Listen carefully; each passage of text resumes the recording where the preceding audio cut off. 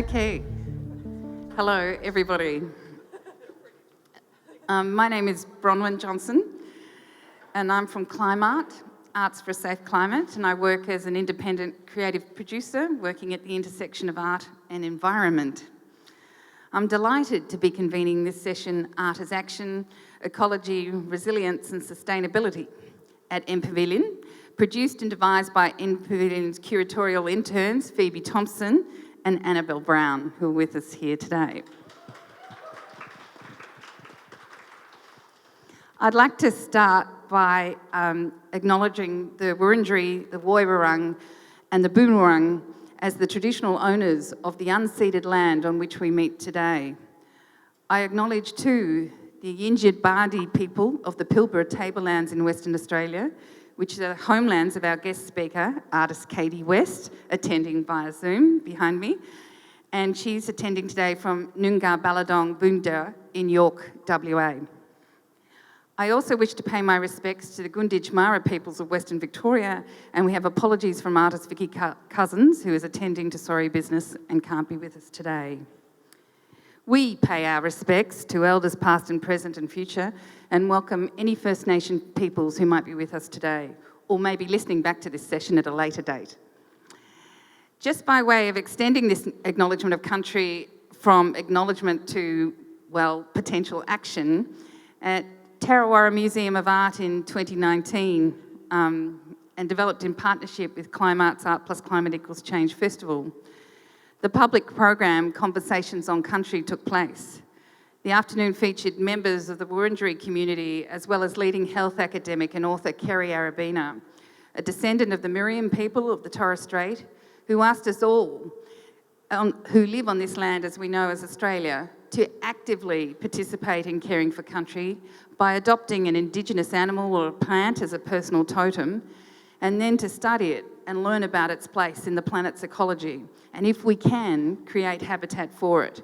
In closing, Kerry Arabina noted that listening, learning and understanding the land on which we stand by adopting a personal ecological totem, this would not only be an act of practical kindness, but a true act of reconciliation. So adopt away, I say, and in my own family, the echidna reigns supreme.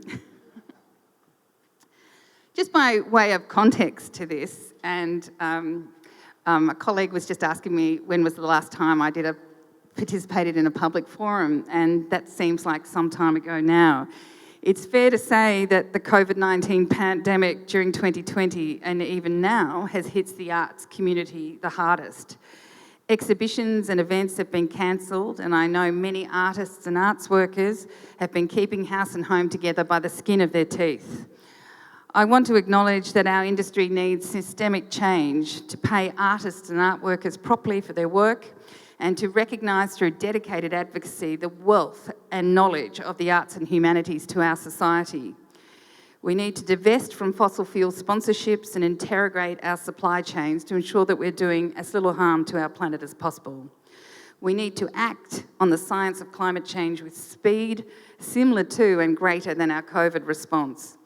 This can provide numerous jobs for artists, methinks, and if there's any artists in the room today, I note that the City of Yarra has just advertised for an artist to work across climate change policy across all departments to ensure a cultural pillar is included across their various settings. How exciting is that?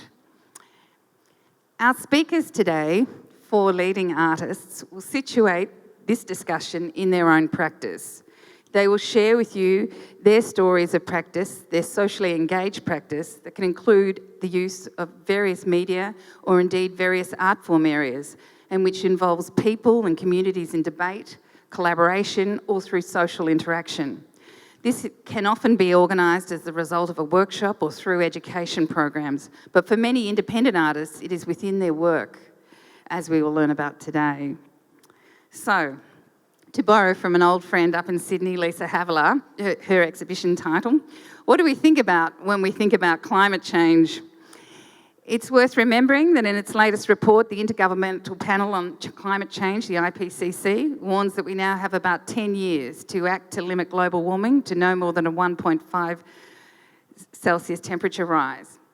In Australia, bushfire, floods, cyclones and drought are ravaging our country like never before. 9 of Australia's 10 warmest years on record have occurred since 2005. Australia's emissions are tracking at the highest on record, according to new data from the emissions tracking organisation NEDEV Environmental. Australia is not on track to meet its climate Paris commitments. We are living, as Elizabeth Kolbert coined the phrase in her book, The Sixth Extinction. It seems almost surreal to know that koalas are now endangered. Over 1 billion animals died in summer fires of 2019. The Great Barrier Reef is on a ventilator, and as the IPCC report states, it's unlikely to make it beyond a 1.5°C temperature rise. In terms of epistemological perspectives, we know that the science is irrefutable. We know that Africa and Australia are the 2 continents at the forefront of the climate crisis. The Oslo Principles on Global Climate Change Obligations remind us that climate change threats are grave and already harm human communities and the environment. We know that we have entered a proposed new epoch of the Anthropocene. This term, coined by Paul Crutzen and Eugene Stormer in 2000, recognises that the collective actions of human activity has substantially altered the Earth's surface, atmosphere and oceans. We are, as Miranda Massey, the director of New York City's Climate Museum, stated in a recent lecture in Melbourne, in an existential crisis of our making. Contemplating the scale of this crisis can be indeed difficult. And I just want to say that this isn't an easy subject to work in sometimes and to talk about. There are some amazing books around the psychology and grief of climate change. And I'd refer you to a very good book by Mary Pfeiffer, an American psychologist, called The Green Boat. And it talks about the actions that they had on the tar sands, and what kept them all going and kept them together was going back to somebody's house and having cake and cups of tea and just to debrief. And I think that's really important in this space, and we can talk about that more. At the organisation, which is a loose term, Climarte, we take the view that global warming was never only a technical problem. We see it as a social and cultural problem. The reality is that scientific facts and figures used to define the problem often fail to move people to concern or action. At Climarte, we believe that art can not only show, but can make us feel the very problems that we are facing. It can reflect on and interpret our predicament. It can enable us to imagine possible responses and visualise possible futures. We believe that the arts can create the empathy we need to lead us to action. They can motivate us to act with purpose, to create potentially better outcomes. They can inspire us to acknowledge that we are part of nature and not separate from it. Indeed, they have the capacity to re-enchant us, as detailed in Susie Gablick's profound book, The Re-enchantment of Art. To re-enchant us with our world and do what the arts do best, lift our spirits, inspire and engage.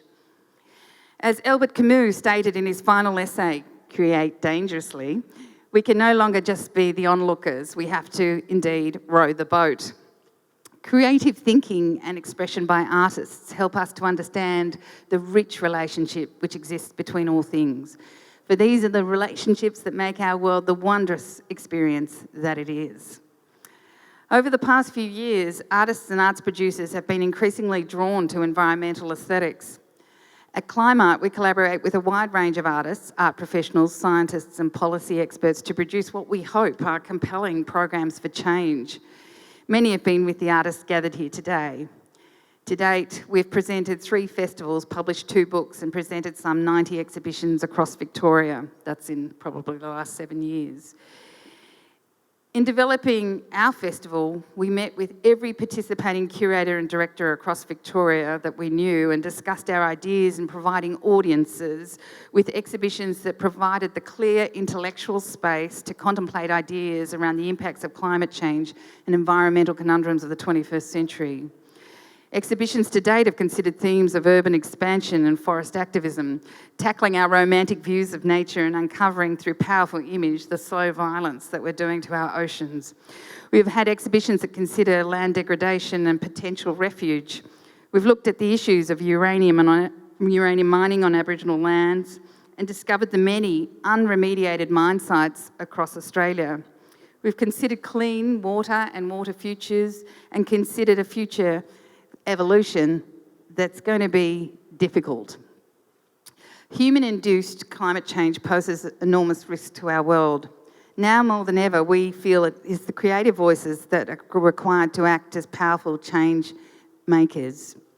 As the brilliant Rachel Carson, author of Silent Spring, states, the more clearly we can focus our attention on the wonders and realities of the universe about us, the less taste we shall have for destruction. In essence, climate change is a big story. Academic Dr. Hayley Singer describes climate change as the story of colonisation, industrialisation, exploitation, and indeed alienation. All the big issues, no one issue being disconnected from the other. In a Commonwealth Government's 2017 5-year State of the Environment report, they stated, our natural environment makes human life possible and our cultural environment helps define indeed who we are.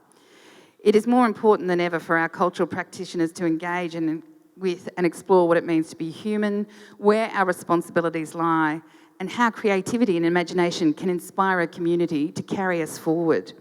It is this engagement that Climarte seeks to encourage and energise, because it is time to face our possible futures and choose which one we want for ourselves, for our fellow planetary travellers, and indeed for all life on Earth. The artists here have worked with scientists, policy experts, and developed their own research and artworks contemplating societal collapse, species extinction, atmospheric change, and deep, deep connection to nature. So let's begin. Each speaker will speak for around 10 minutes or so, and then we'll take questions from the floor.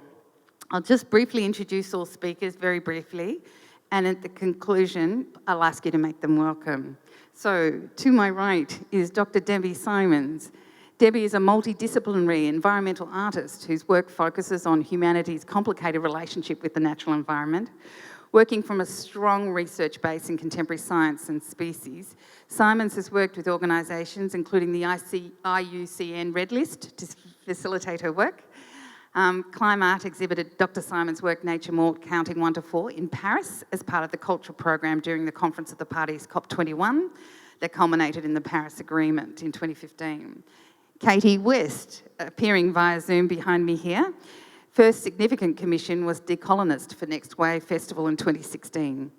Katie West's exhibition Clearing was part of Art plus Climate Equals Change 2019 Festival at Tarrawarra Museum of Art. Katie creates many and varied objects, installations and happenings, and shares a collaborative project with artist and writer Bayan Divi. Jasmine Morgan Ryan, to my right, far right, is a self-proclaimed techno-romanticist, and I still don't know what that means, so you're going to have to explain it. Ryan's practice focuses on understanding our relationship to nature and universal connection to the cosmos. Ryan's practice often involves collaborating with scientists from NASA and Antarctica, Melbourne University, and the Earth Satellite Observing Centre to create artworks that universally educate on weather, astronomy, the universe, climate change, and existence. Jasmine Targett and Debbie Symons collaborated on a major installation, the Catchments Projects, for Climarte's first festival in 2015 at Melbourne University. Dr. Jen Ray is an artist, researcher, facilitator and educator, and the director of Fair Share Fair. Her 15-year practice-led research expertise is in this discursive field of contemporary environmental art and environmental communication. It is centred around cultural responses to climate change, everything change, specifically the role of artists and creative inquiry. Jen Ray was commissioned to create a poster for Climarte's second poster project in 2019 for the Art plus Climate Equals Change Festival too. So could you please make our speakers welcome?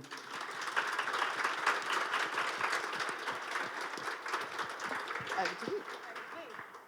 Okay, I'll start. I'm not good with holding a microphone. I'm just going to put that out there. I'm really good at just talking, but once you put these things in front of me, I get a little bit nervous, so let's give it a go. My practice focuses on animals and their habitats. All of my work, ever since my undergraduate, is focused on other animals. I'm passionate about what we're doing with other animals, what we're doing to their environments. And I also am deeply concerned that we have very little empathy for their families and their societies and their cultures. So with that understanding, I'll give you a little background of where I come from and maybe where that has all grown from. So I grew up in Cape Patterson, to be exact, which is down Wonthaggi. And so where I grew up, and maybe it is cultural as well, got a bit of a mixed background in there. Where I grew up, if you were out walking and there was a snake or an echidna or a koala and they were going the opposite way, you stopped and you let them go and you let them pass. And so you treated other species, other animals with kindness and respect, and that's how we grew up down the beach. Now that environment, as I grew up in the 70s, is completely changed. And I watched that as I was growing up, seeing animals slowly disappear from where I lived and more development. And that experience of seeing the land change to human development is not uncommon because it's happening across the entire world. As we take up more and more space for agriculture, housing, we push out other species from the environments that surround us. So my experience of growing up with these incredible creatures all around me is kind of unique now, I'd imagine, having that many different animals around you, listening to koalas at night, which, let me tell you, they're not friendly at night. They're beautiful creatures, we all love them, but dear God, what is that noise? But so that's where I grew up. So this process of seeing environments, habitats and lands redeveloped for one species is a major element of how we've got to where we are today. With over 19,000 species threatened with extinction, as reported by the Red List of Threatened Species. So my research practice, I'm interested in exploring why peer-reviewed data, environmental stats and statistics doesn't create rapid change in society. I struggle, basically, to understand how graphs stating that there's been an average drop of 68% of non-human species populations since the 1970s doesn't change our trajectory. I don't get it. And I can't be alone in not understanding why that, we're not going, holy shit, we've lost, 68% of species. So the image that was used to promote this talk was a work that I created in 2015 for an exhibition in Paris. And it was shown during the Earth Summit, and it's called Counting 1 to 4 Nature Mort. And that work incorporated various data sets. It was the last work that I used that created data sets in that way. But I'll have a little talk about to give you a bit of understanding of what I did with that work. And so from 1970 to 2014, I used the Living Planet Index, which recorded 68% of species have decreased in population size. And then from 2015 to 2100, I incorporated the data from the IPCC, and I used the business as usual case study, 8.5. So if we don't do anything, this is where we're going to go. And that report talked about how many land spaces were going to vanish in my lifetime and the impact on species. So coral is completely gone by 2070. Half of all mammals are gone by 2070. And it's frightening statistics, but with that work, it was a video work, and I showed little stars happening around the planet, and it showed every single Earth Summit that we had since 1972, when they all met and sat around and talked. So the work was very much about, we've had all of these Earth Summits all around the world since 1972, and then 1992, 1996, and then every year since then, where all these world leaders get around and they sit around and they have a fantastic time talking, and we're still having all of these species vanishing from the planet. So that was that work. So the peer-reviewed data is compiled by thousands of scientists imploring governments, leaders and consumers to change. The data that supports that work is not propaganda, it's peer-reviewed, it's scientific fact of what we're doing and what's happening. And so therefore my art looks at the way we can communicate what scientists are telling us with greater urgency every day. It's designed to create an emotional response in the viewer. So it also is designed to make the data more tangible for a general public, because I think that maybe some of the problem might be is that the data is so dense that they don't understand how that actually impacts koalas. And so that's why I use data in my work. I'm currently an artist in residency, and I'm very lucky, at Brighton Billabah Historic Artist Studios. And I'm completing a new work called Sing. And that work is being funded by the Copyright Agency's Create Fund.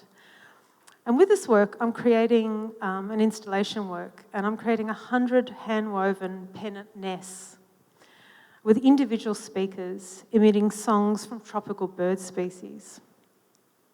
And in 2018, the tropics lost 12 million hectares of tree cover. And in 2019, the tropics lost another 11.9 million hectares of tree cover. That's frightening stats. It's equating to losing a football pitch of primary rainforest every 6 seconds. Rainforests are biodiversity hotspots, and with more species found within these niche environments than anywhere else on the planet. Rainforests also capture and store gigatons of carbon dioxide, which is released during deforestation events. In 2018, I was lucky enough to leave the kids with my partner and run off to the Amazon and do an art science residency. Like, how cool. And at that residency, it's a reserve that's 10,000 hectares in the middle of the rainforest in Manaus. And on that residency, I had this grand idea that I was going to record a whole lot of bird songs, bring them back, and I was going to draw them. But I got to the Amazon rainforest and realised you cannot record a single voice because everyone's talking at once. I've never experienced anything like that. So during the day, you have birds and monkeys and stuff, and at night you have a rock band, which is howler monkeys, which sound like a death metal band, and you're lying there in your bed with your pillow over your ear, and in the water tanks beside you, you have chicken frogs. They're not chicken frogs, but that's what I called them, because they sounded like chicken frogs and they're screaming all night long. So there was no recording of a single sound. So we went through the Amazon rainforest, and then we went onto the rivers, and we saw the meeting of the waters, which goes for 35 kilometres, where the Rio de Janeiro and the other river meet, and you see black water and brown water. Incredible. But then we went into the estuaries, and when I went into the estuaries, I saw these incredible nests hanging up from these humongous trees, and they were from the yellow-rumped kakaia bird. And these nests blew me away. And they were hanging way up high because monkeys can get to them. And down below, underneath them, you've got anacondas, piranhas, alligators, all the things of horror movies underneath them. And they've got these nests way up high, and they live in these communities. But with Sing, what I'm trying to do is create a work that talks about what happens to these species when we take away their habitat. So I talked about the deforestation stats before.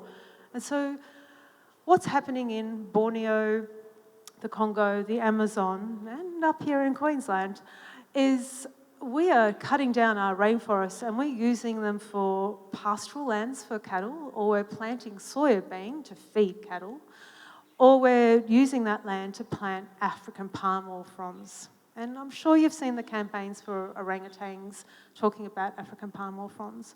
So when I came back to Melbourne, I really wanted to make a work that talked about deforestation, but didn't just present to you the facts of how many forests we're losing. I wanted to create a work that was incredibly emotive and made you think about who lives in these forests. And so I created these nests, and the Pennant Nests are about that big, and the birds weave them.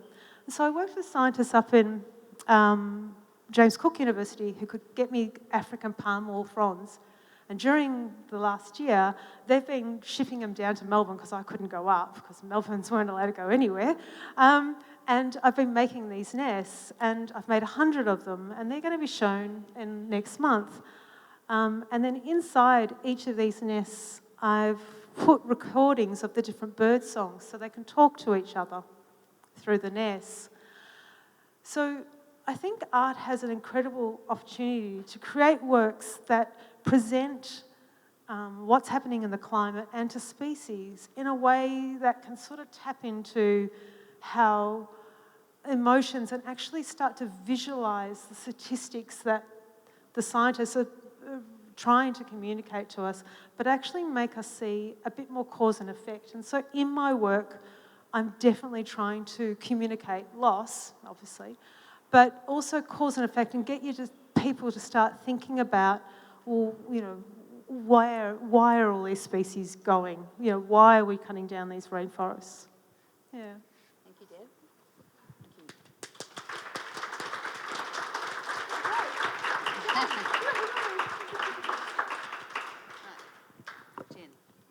Hi, thank you. My name's Jen Ray.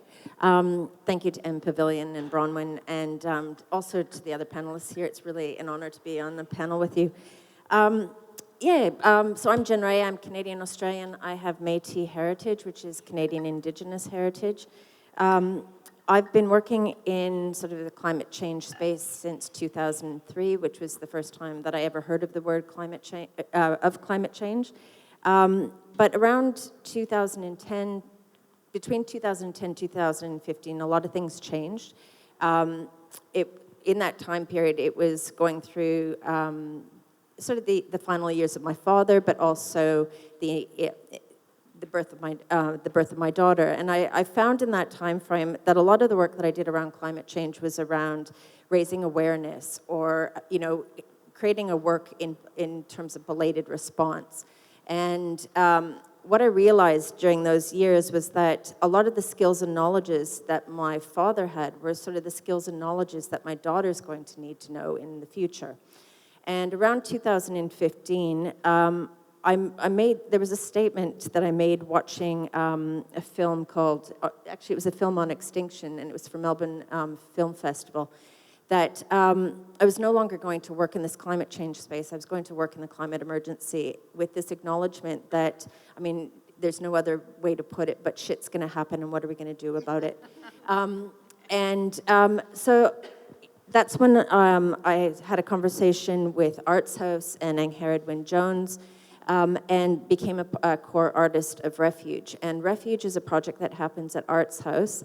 For the last 5 years, we've been rehearsing climate-related disaster preparedness with the community, with emergency service workers, professionals such as Emergency Management Victoria, the SES, the Red Cross, and we rehearse climate-related disasters. So in 2016, we rehearsed what would happen if Melbourne flooded. You know, what would we do? What are the questions that, you know, we would have to ask so that we can be prepared? In 2017, it was a heat wave. In 2018, it was a pandemic. So we actually worked with the Peter Doherty Institute. We went into that big space and went and saw what a hazmat suit was.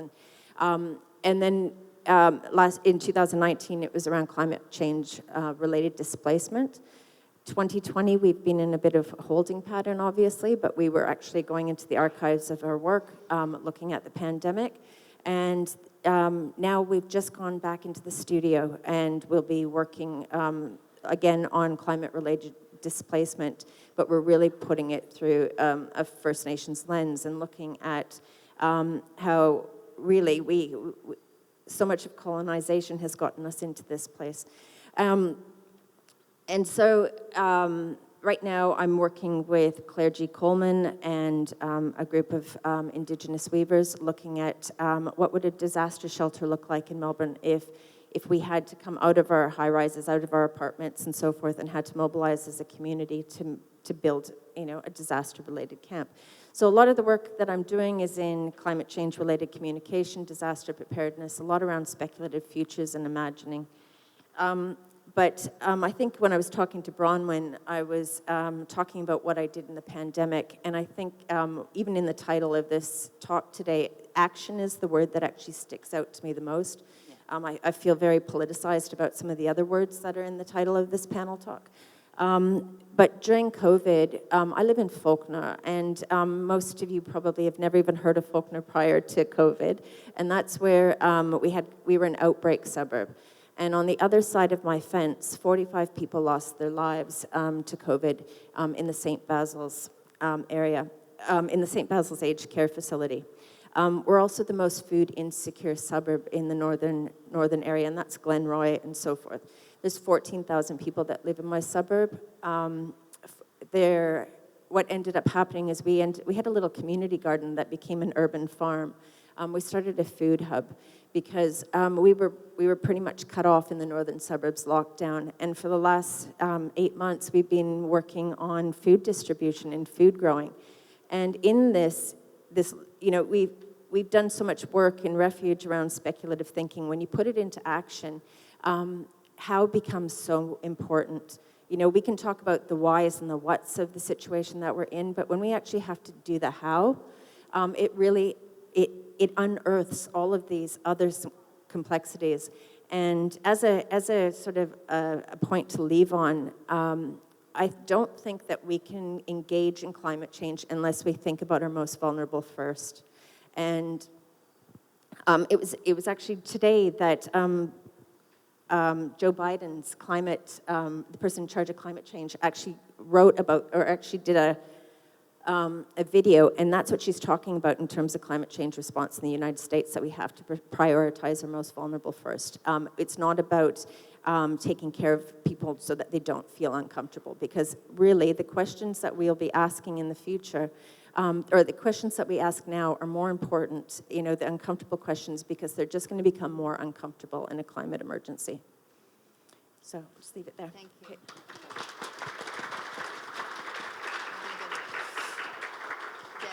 Hello, everyone. My name's Jasmine, and thank you so much for coming, because every one of you being in this room and being a part of this ongoing conversation is incredible, and it's these conversations that are going to change and shape the world in the way that we need it to. Because I have found so far in my arts practice that a lot of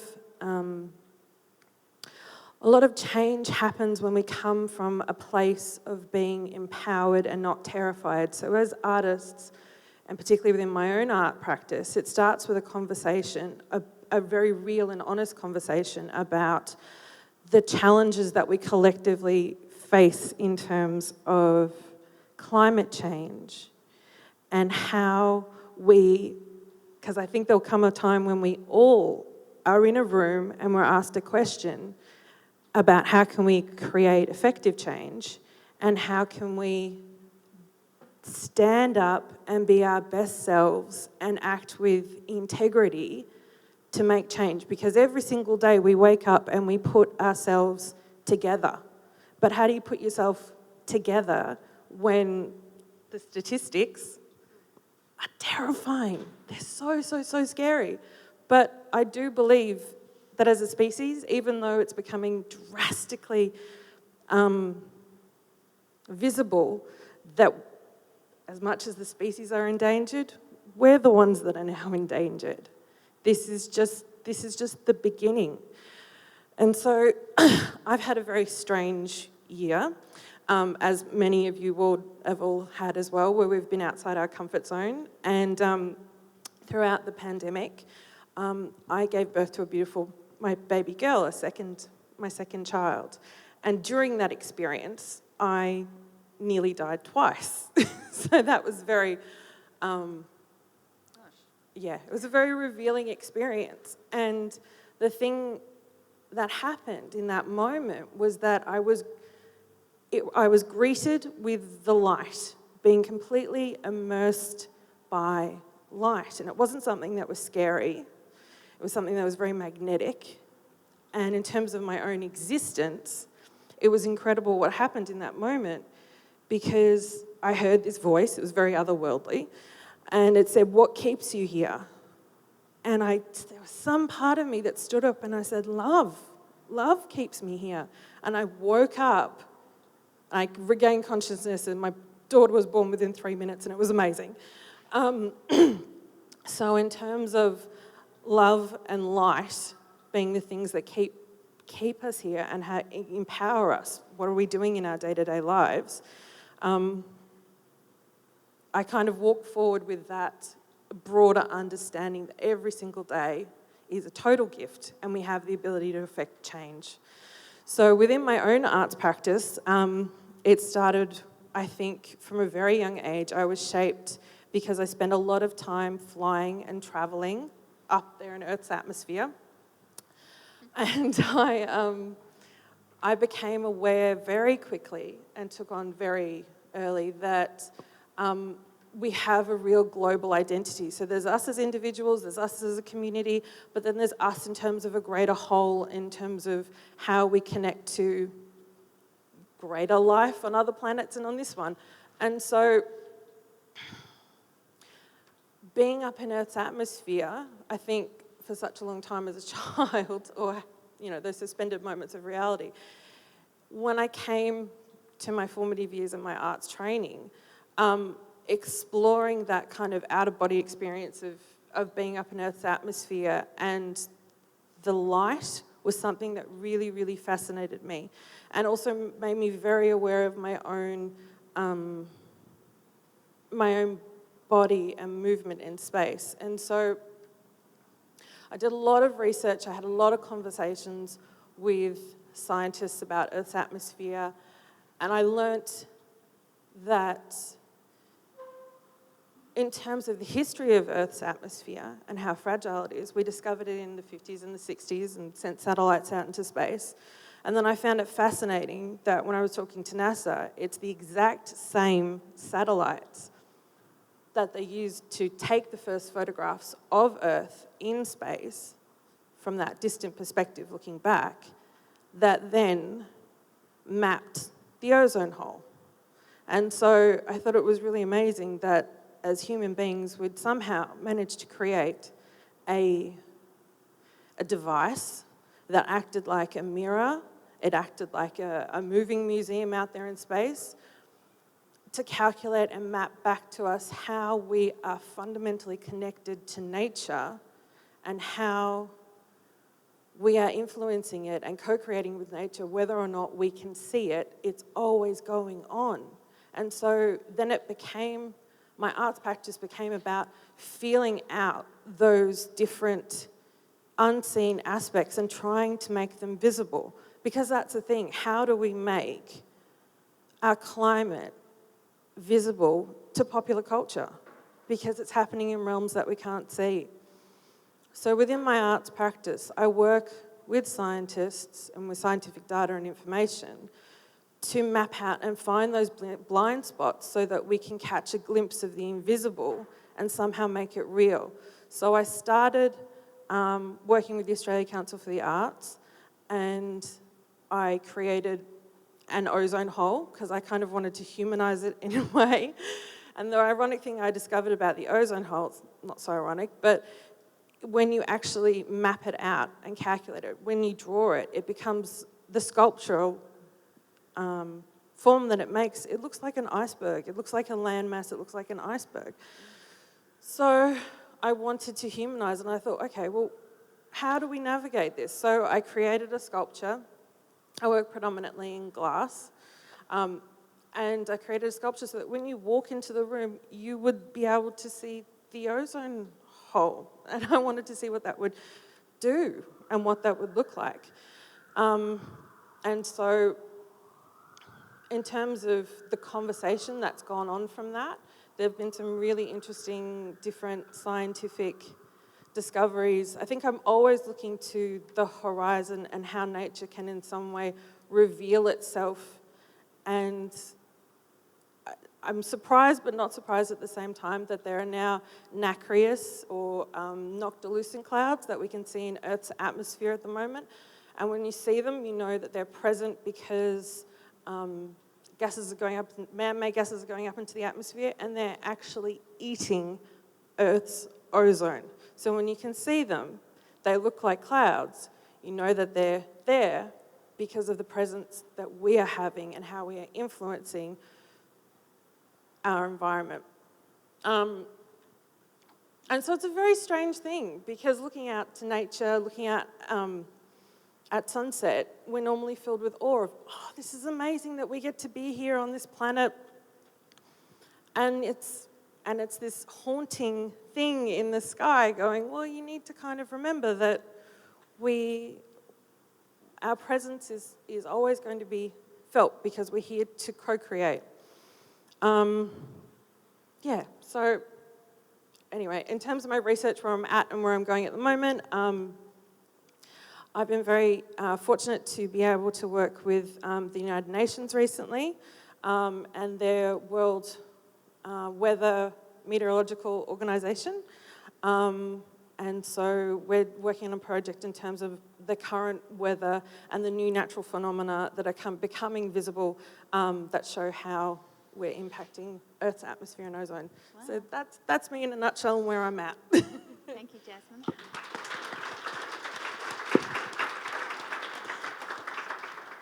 Hello, Katie. Hi, everyone. I'm really glad to be part of this panel. Thanks, everyone, for your contributions. I have to say I'm having some technical difficulties here, so I'm hearing snippets of what people are saying, just really unfortunate.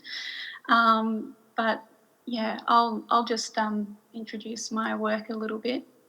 And I'll start by acknowledging Noongar Balladong, whose country I'm living on at the moment. And also Wurundjeri and Boonwurrung. I lived in Naarm for about 4 years, doing my master's at VCA, and I have to say the experience of living in Naarm and having Wurundjeri and Boonwurrung elders and elders from elsewhere participating so fully in the arts community is incredible. And my time in the southeast, I've come back to WA with a really different sense of being in country. I do feel like the time going away and coming back, I can see our presence more in the landscape, even with all these farms and industry going on. So where I am now in a town called York is actually one of the first European settlements more inland in Western Australia.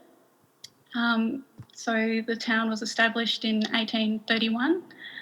I'm living in a little old house built in 1866, and we live very close to the Avon River. I'm starting with where I am because I'm really wanting to put the place first in my thinking and practice. And I suppose while I've been here, we've been really lucky to see a lot of bird life, lots of water birds in the river, because it's a spot where we still have it's water during summer.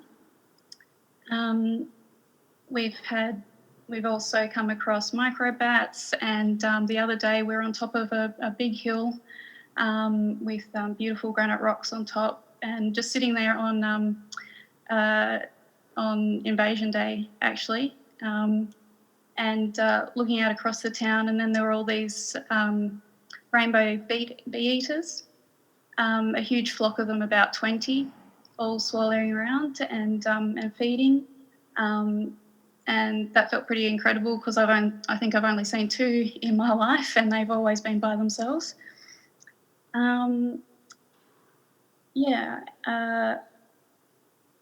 With my work, I really started off my practice as a way of making sense of how Stolen Generations history has impacted my family. And then I guess I have a visual art and also sociology background, so I ended up working in stolen generation space and Indigenous health and wellbeing for a while, and also ending up doing things like teaching art in prisons too. So in that time, I really felt like within some of these structures, it was really hard to get to the kind of outcomes that I felt people were pushing for, which was nurturing people's health and well-being and sense of connection to place and each other as well. I suppose I've really found my art practice to be a way to work in around the themes of health and well-being, kind of outside of institutional structures. Even though more recently I am getting the chance to do shows in bigger art galleries and things like that, but I feel like it's quite a different space to working in yes, some university structures and also I guess the health system as well and prison system. With my kind of untangling my family story and thinking about my own connection to country, I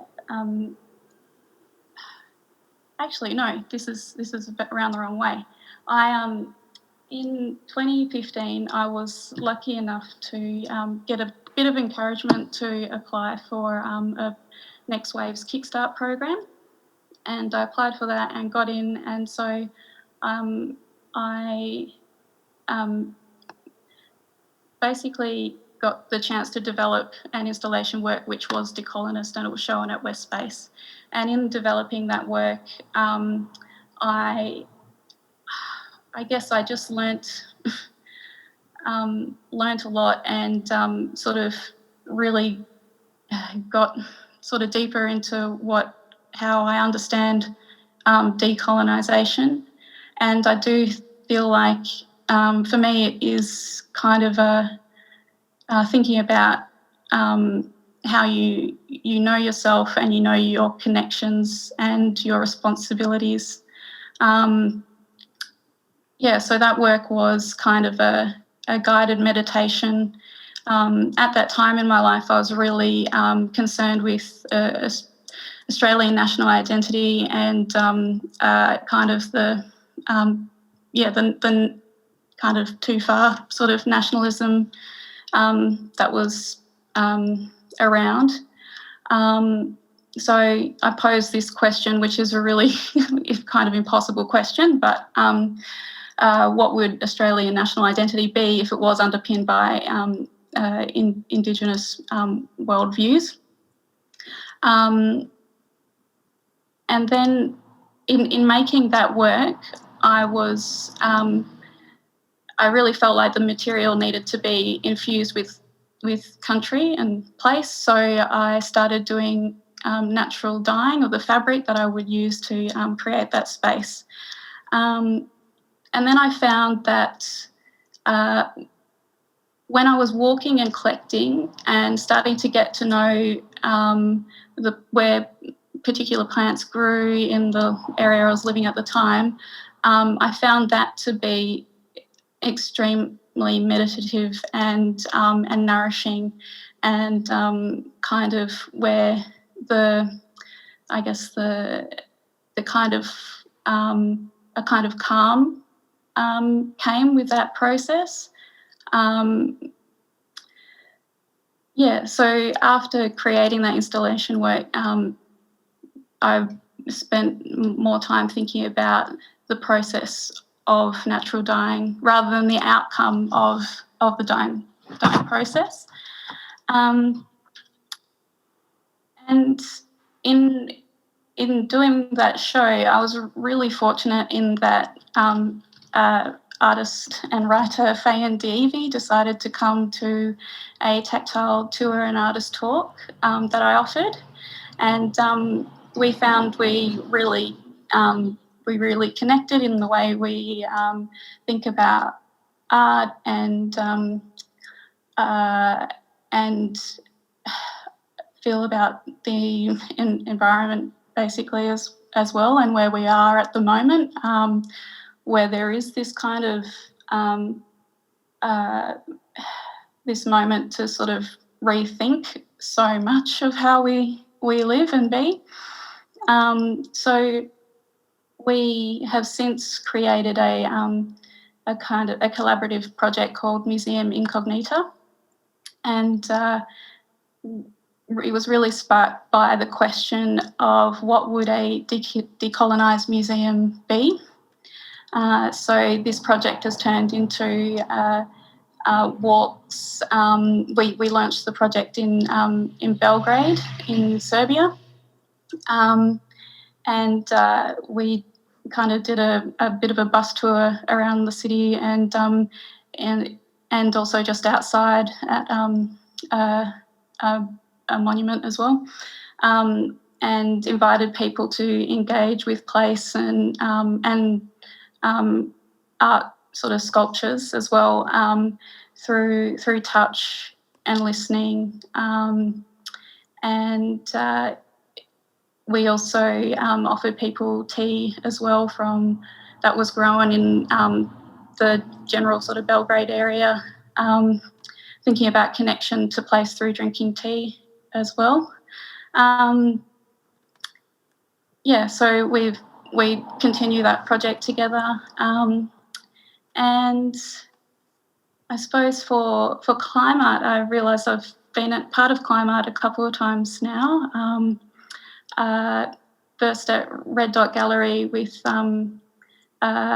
in a show called Feedback Loop, and curated by Catherine Hunt. And we for that show, I presented an installation work that was basically really running off Zoe Todd's term Aeolius, which she uses to speak about how Indigenous voices are often excluded, or our worldviews are kind of co-opted in the and maybe not appropriately referenced in the broader discourse about climate change. And so that was essentially a reading space. There were different articles by First Nations writers that you could sit and read those. And then at Tarawara Clearing, again, was a space for, it felt like a kind of merging of decolonist and Aeolius. And I also really wanted the work to be grounded in Wurundjeri country as well. So I did some dyeing with material, plant material I collected from walking around the track at Maroondah Dam. And Annie Joy and Uncle Dave Wandon and Brooke Wandon as well contributed to the Connection to Country event with Kerry Arabina as well, and that felt really wonderful to kind of have a work that I instigated as an individual, but then be supported by mob from that country, and then also by Kerry, whose book Becoming Indigenous to the Universe has been really important to my thinking. Yeah. Thank you. Yeah, that's sort of me and why I'm here. Thanks. Thank you, Katie.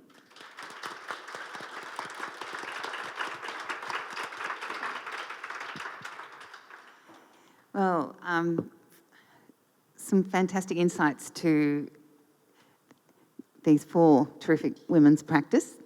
Now, question time for the next half an hour or so, I understand. Has anybody got a burning question? I'm looking around. There's one over here.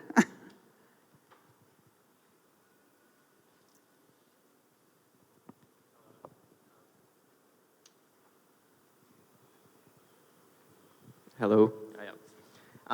So my question relates to, I guess, the way the current climate conversation is impacting younger generations and children, and I guess it's been shown that the current narrative is leading to, I guess, increasing levels of climate anxiety in children, and I think that can always potentially lead to a sense of hopelessness, particularly in younger children who are still developing a worldview about what's happening. And I guess, without wanting to evoke hopelessness in them, I wonder if there are any sort of guiding principles as to how art can strike the balance between still demonstrating the urgency of the situation without leading to hopelessness, or still empowering them to create change or positive change.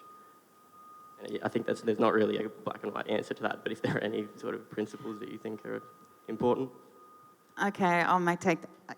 We've all got kids. I've had 2 children intrinsically involved in the school strike, as school strikers, and if you can, I think that their protest movement is a game changer in the climate change action discourse. The first rally I went to, I got off a tram at the top of Collins Street, and there's my 2 kids screaming about stuff, have made these beautiful posters with their environmental collective at the school that they attend. Their teachers are there. There's this whole community engaged in a discussion about what this means.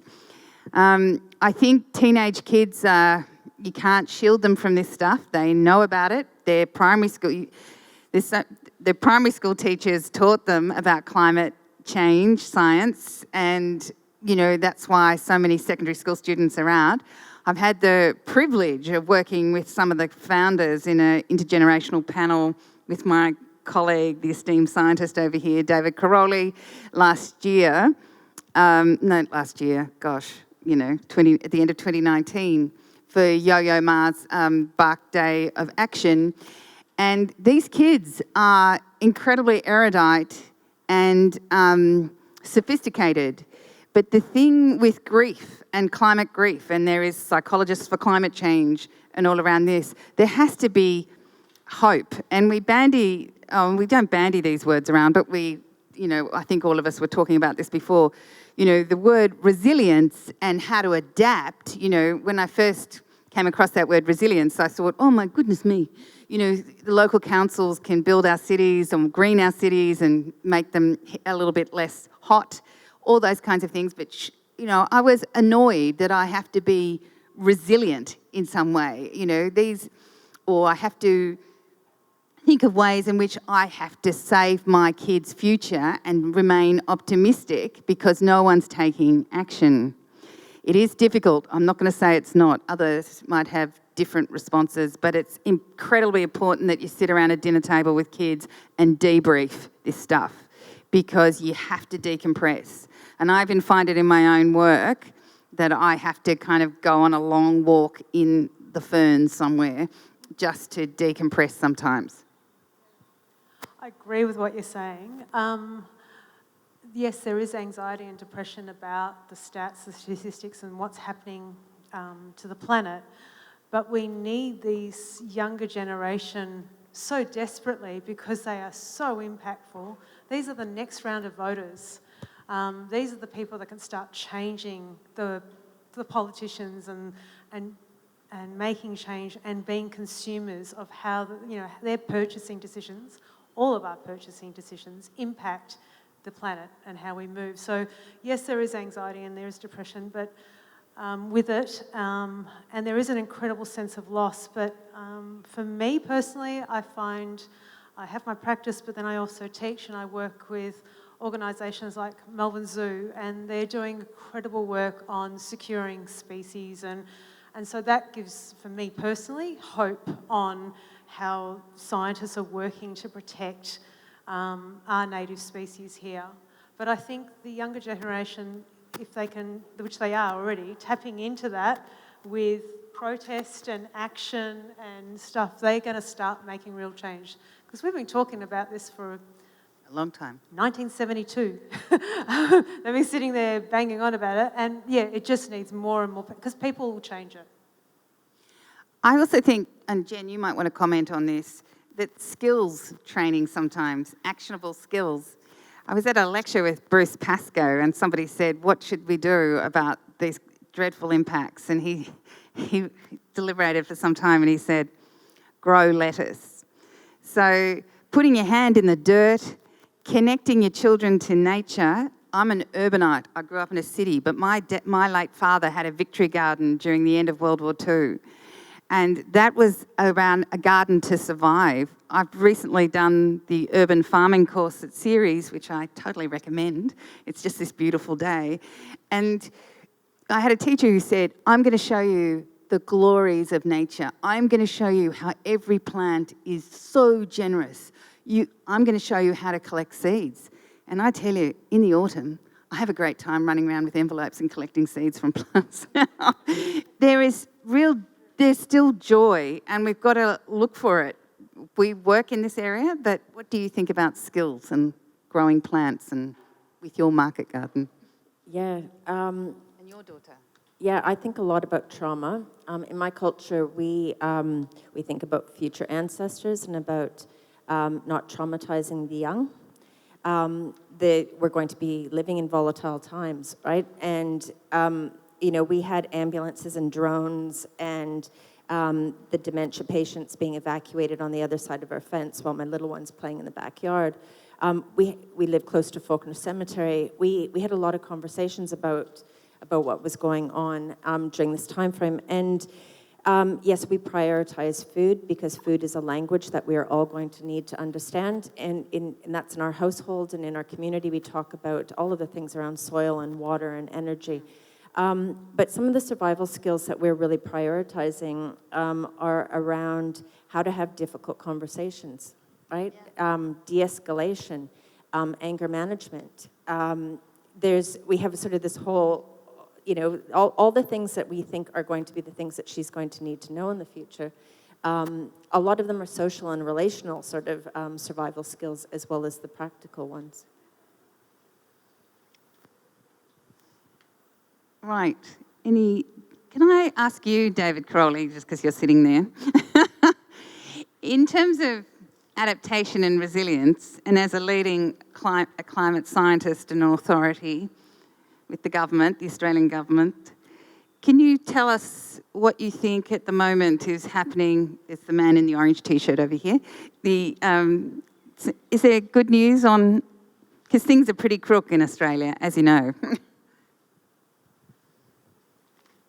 Thanks, Bronwyn, and I should admit right from the beginning that I've worked with most of the people on the panel for more than a decade now, and it's fantastic to be here because I learnt as a scientist 2 decades ago that, unlike Debbie, yes, I'm fascinated by numbers and graphs, but 99% of the population aren't.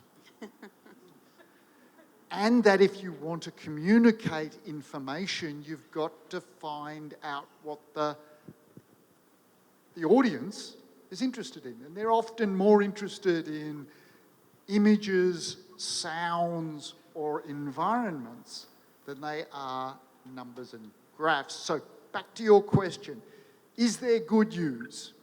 Yes, there's lots happening, including the schools strike for climate, as well as many other things that we all take as normal now. But go and talk to your parents about landline telephones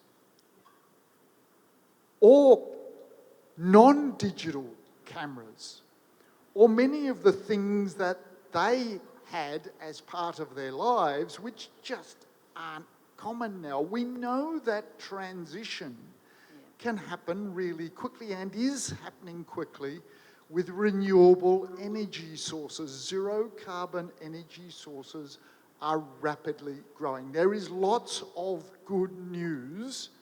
Australia has more potential for zero carbon energy sources than any other country in the world. That's the good news. Okay. The bad news is hoping to limit global warming to less than 1.5 degrees above pre-industrial levels is wishful thinking. We need to plan to adapt to more than 1.5 degrees, and then hopefully, by using our environment to suck carbon dioxide out of the atmosphere so we can return to a global environment limited to less than 1.5 degrees. But we're going to overshoot. We can hope for a technological solution, but Dyson does not have the carbon dioxide vacuum cleaner yet. Is that trees? That is trees at a scale that we cannot plant them fast enough and keep them alive in Australia because the climate is changing so rapidly and the rainfall patterns are changing so rapidly that trees are getting burnt down really quickly. As fast as we plant them, they're getting burnt down in other environments. So the good news is there is good news. The bad news is there's bad news. Please try to get your children to focus on the good news, but be aware of the bad news. Fortunately, whether it's Zali Steggall in Sydney or the Children's School Strike for Climate, the federal government, while they're still not happy to talk about climate change, is talking about climate resilience and investing, not enough money, but money in climate adaptation solutions and thinking about climate resilience. They are investing, this is the federal government, the state governments all have strategies for the solutions and achieving zero net emissions in each of the states and territories by 2050. That's still too late. But all the states are way, way ahead of the federal government. And yes, getting young people to vote is going to be important. And every 3 years we have an important opportunity to do things. The only problem is I'm not allowed to say to you, because I'm employee of the federal government, I'm leading the federal government's only multi-organisation climate change research centre. Fortunately, they've just invested $38 million in this centre being increased and expanded for the next 7 years. I'll be retired, I'll be allowed to then say much more, but I've said enough already. Happy to try and answer questions, but it's much more important that the panel gets the opportunity to answer questions. Thank you, David.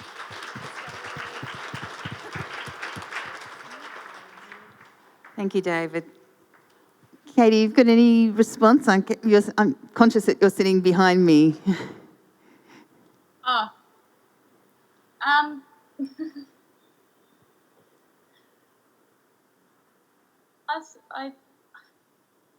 I guess I have been thinking a lot about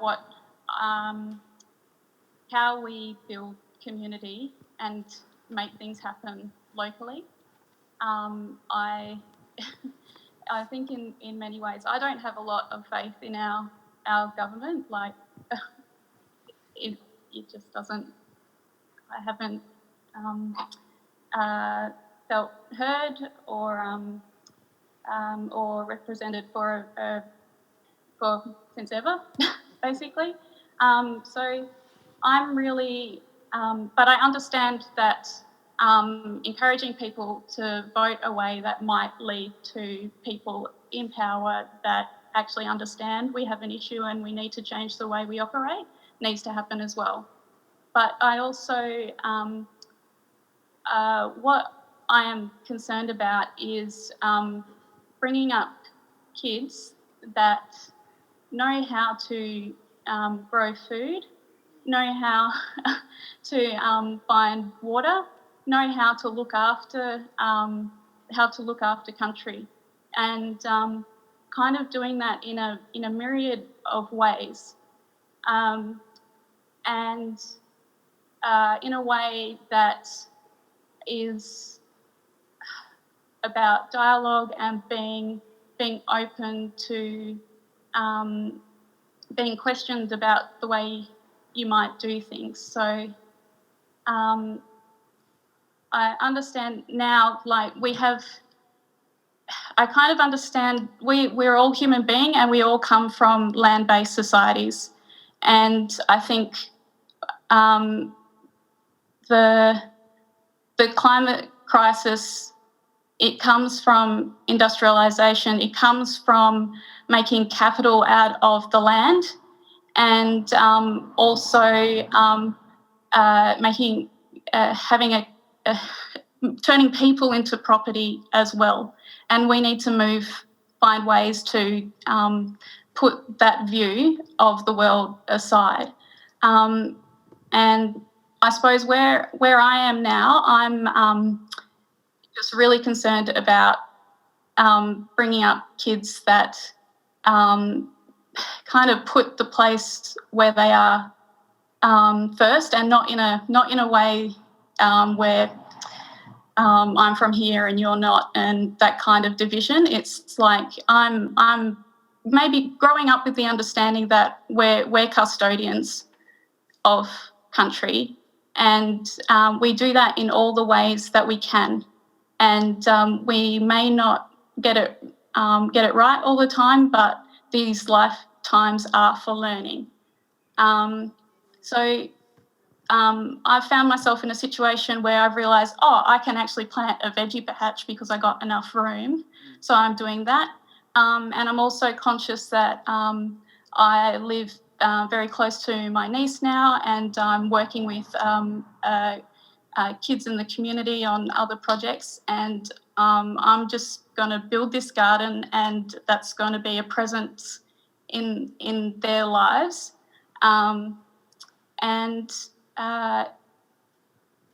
Like what was said before, there is so much joy in that. And I think we need to remember that these land-based ways of life are essential and so important to our health and well-being, and what make us human. Yep. Thank you, Katie. Some salient comments there. Yes.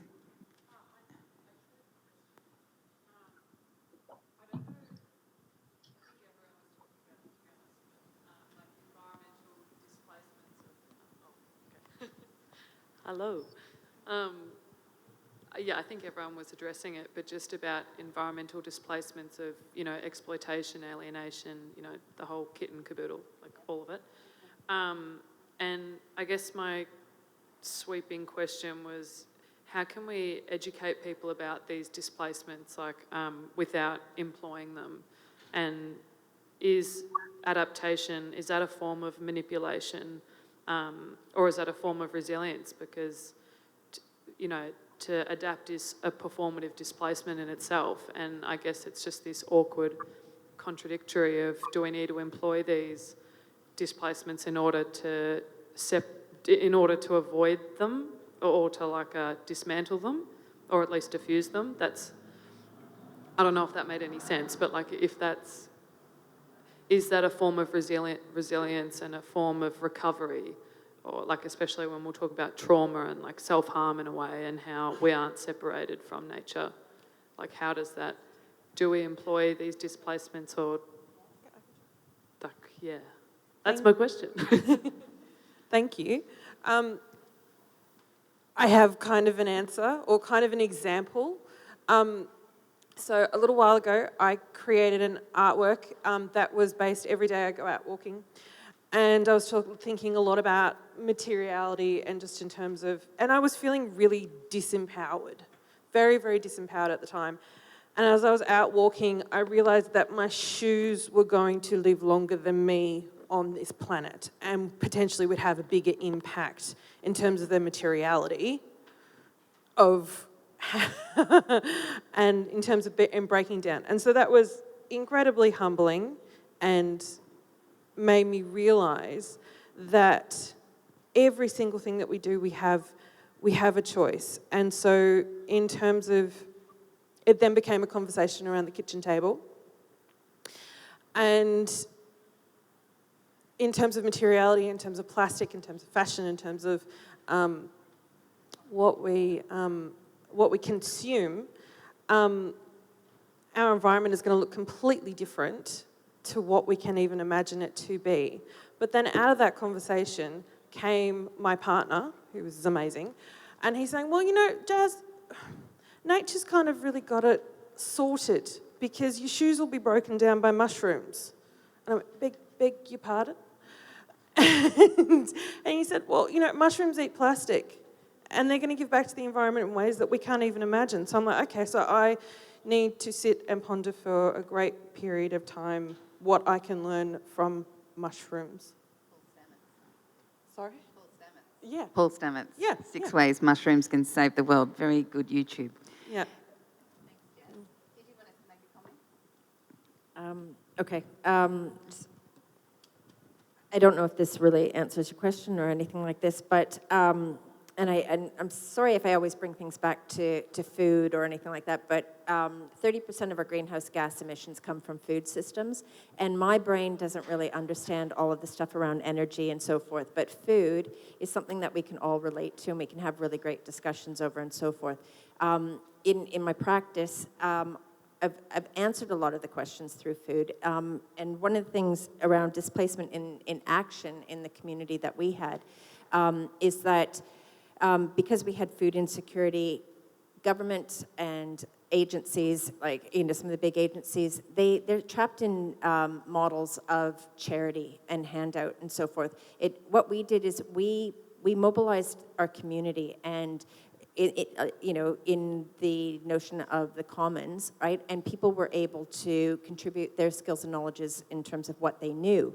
And by creating a system where we can collaborate and experiment, that's where we found a way to break through, right? So we had people, there was one day where we were distributing food where we had Jawad, who was praying on one side of the table, and we had 3 people from the trans queer community running food, and we had kids running around and so forth. People had to learn how to collaborate and communicate and find our ways of working with our differences in a way that uncovered our strengths together. And I think that these are, I don't have the answers in this entirely, but what I find this stuff really interesting in terms of how do we start working with displacement, because people will be moving. Migration is a part of, it's a part of our way of life, but it's going to be more of a way of moving and survival into the future. So, I'll leave it there. We do. We have more people on the move today than at the end of World War II. So that's just a little stat that came out of the installation exit that some of you might have seen at the Ian Potter Museum of Art in 2017 that looked at some of these issues. We need absolute structural change. So good reference points for me is Kate Rayworth and her books around donut economics and circular economy stuff, which I know the state government here are looking at. And Stephanie Kelton in the US, who has this theory about modern monetary theory, which is kind of being adopted in places, even on ABC News, they talk about it sometimes. But there's plenty of money here. This is the thing. We're just spending money on a whole range of things that we don't actually should be spending money on, notwithstanding, all these kind of crazy submarines, that we have to pay money for. We could have artists employed the gig economy has basically really, many of our colleagues and friends, haven't been able to get JobKeeper who work. Everyone is an artist who has a day job, and we always say, what's your day job? How are you keeping this through teaching, or if you're doing research work? There's got to be structural change because, we can lock up, what have we got at the moment? How many? 800 refugees in this country locked up and on Nauru, costing billions. 2 beautiful kids over in Christmas Island costing billions. How ridiculous. Everything's around the wrong way. This is the existential crisis. This is the critical thing that we've all got to come to grips with, and how we're going to participate in a society. And we are, as human beings, interdependent. We have to rely on each other, and we have to do this together through collaborative process. That's all I've got in my kit, and the only other thing I've got is education and how to grow food. But my love of art, because and artists and making work and creating that work together, because it keeps my spirit sane. That's about all I've got. Any other questions for this afternoon? Yes, over here. Just picking up on that idea of structural change that you were talking about, I thought your introduction was interesting because you acknowledged the interconnectedness between the art community and big business, including fossil fuel companies at times. I was just wondering on the panel's opinion about how art can be used to change attitudes of people who control capital before that structural change can maybe occur, since we're in such a hurry if there is to be a solution before ultimate disaster. Well, it's a tricky one. Who wants to take that? I do. Okay. I do. The one thing that we can't trade, that you can sort of withdraw from money, is around relationships, right? And so in our food hub, lots of food hubs popped up all over the place, and they worked within commerce, right?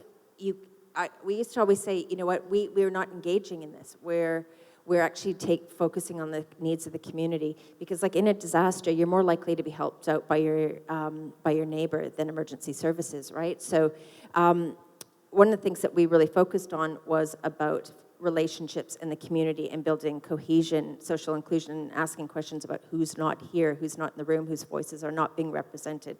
So social cohesion, social inclusion, and community resilience cannot be traded. It actually is something that you can do through alternative forms of trade and economy and so forth. But just at the institutional end, if you look at, our museums and our, their funding is fairly poor compared to, other places in the world and Western democracies and things like that. But it's got to stop. I don't know if you're aware of this, but Melbourne Museum staff went out and said we've got to take action around climate. And these companies, fossil fuel companies, are doing irreparable damage. But also, critical to this, and there's a lot of research about this, is the museum and the gallery are trusted spaces. When we go into them, we feel like we're engaging in a certain truth. And if the public lose that trust, it's game over for those institutions. People won't attend. Now, we've done all kinds of, as a group, and we've been involved in kind of workshops that aren't open to public, and worked with artists, and our good friend Gabrielle Devitri, who's the new mayor of the city of Yarra, did a demonstration with the NGV around getting rid of the security company who was basically involved in the prisons that we've set up in our name, those concentration camps in Nauru and everywhere else.